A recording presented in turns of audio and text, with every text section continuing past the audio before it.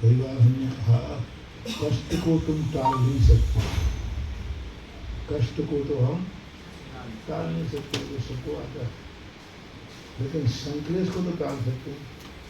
अपनी सारी साधना किस लिए है? कष्टों को नहीं। जैन दर्शन में कष्ट निवारक कोई मंत्र है ही नहीं, कोई मंत्र नहीं जिससे कष्टों का निवारण किया जाए। अपनी सारी साधना किसके लिए है?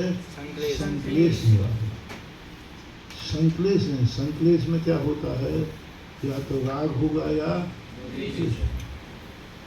ये हमारी प्रशंसा कर रहा हमारा खास है, ये हमारी निंदा कर रहा है, एक हमारा हमेशा बुरा ही सोचता है, वो दिखता तक ठीक है, इसलिए महाराज वो तो हमारा दुश्मन है, हमारे पीछे अशुद्ध कर्म पड़ ही रहता है।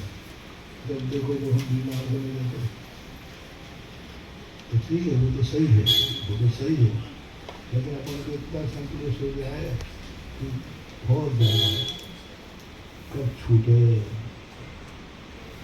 क्या करें। नहीं, इतनी अच्छी बात जो ब्रह्मदेव सूर्य कह रहे हैं, हालांकि ब्रह्मदेव सूर्य के संबंध में भी दो मत हैं, कोई इनको आचार्य